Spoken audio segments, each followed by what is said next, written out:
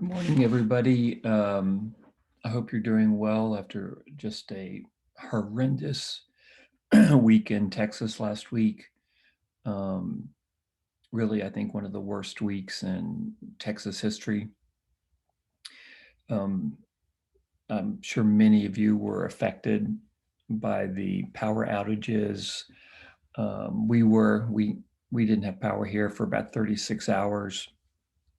Um, just infuriating what happened because it didn't need to happen, didn't need to go this way.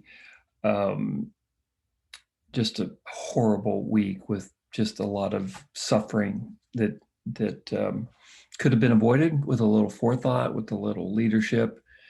Um, but didn't go that way. And now here we are on the other side of things. So again, I hope you are well. I hope your apartments or your houses didn't suffer from too much damage.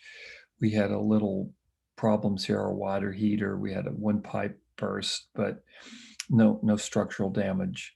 Um, and we're still waiting for we need a new water heater, but I'm not going to complain. We're very, very lucky compared to most folks.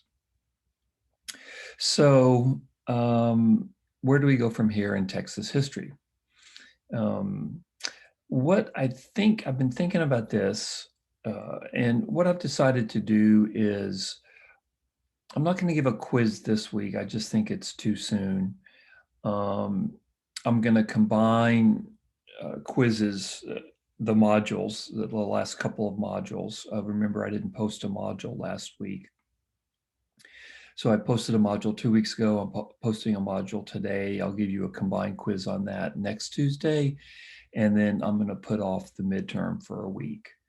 And that way, I think everybody can catch up. I think we're all digging out from last week, if not physically, then mentally. It just, I don't know about you all, but I'm pretty shaken by what happened.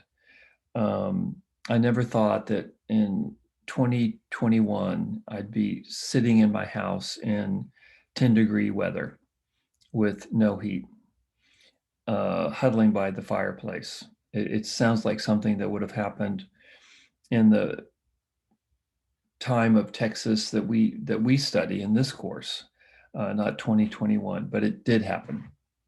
So anyway, so I'll put this in the announcement that I send out. So I posted a module 2 weeks ago, no module last week.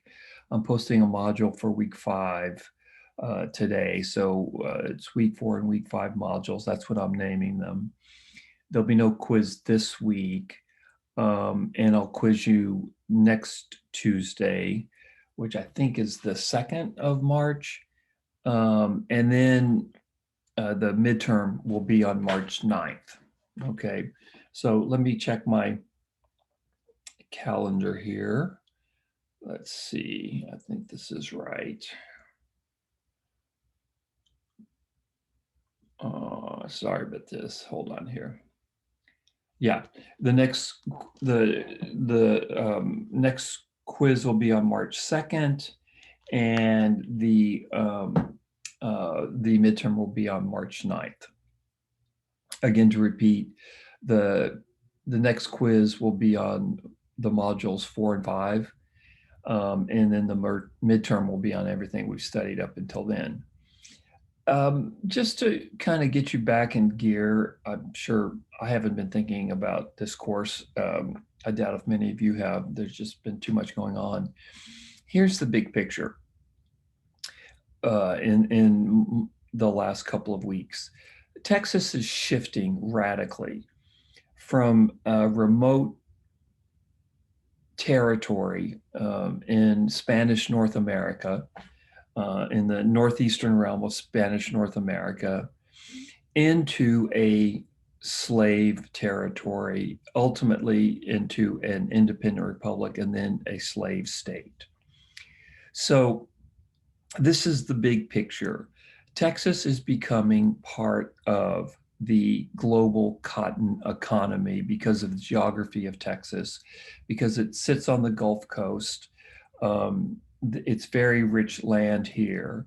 And Texas is slowly but inexorably being drawn into the orbit of the American Gulf South. I'm talking about Louisiana, Mississippi, Alabama.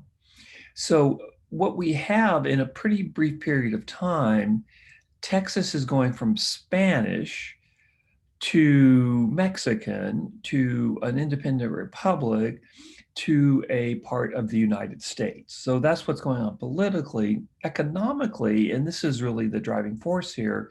What's happening is Texas is becoming part of the global cotton economy, this intense demand for cotton all over the world.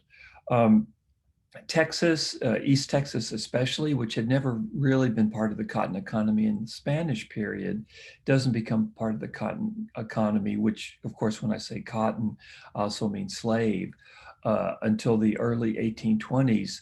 Texas is being sucked in to that part of the economy of the Gulf South, where it's all about cotton, the most prized commodity in the world. So the big picture is economically, Texas is becoming a cotton growing area.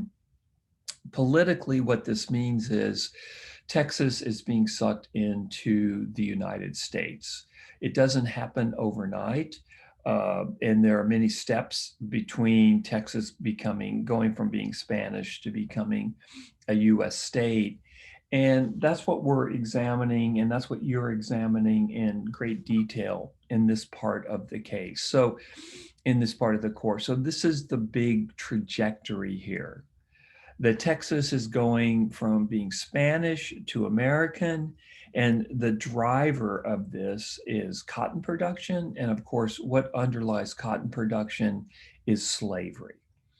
As one slave owner wrote, cotton equals slavery and slavery equals cotton. So this is the big story here. Texas is basically becoming part of the US South.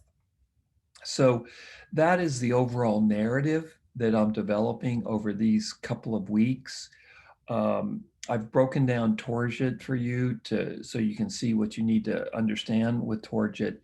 But as I've told you in a podcast, I tell the Texas history in big stories, kind of meta stories, plots, narratives. Think of it like that. And this is the big plot in this story. Texas going from Spanish to US, Texas going from a cattle economy to a cotton economy, the introduction of slavery into Texas because cotton and slavery are so tightly intertwined, and basically Texas moving into the gravitational orbit of its very, very powerful neighbor, the United States of America.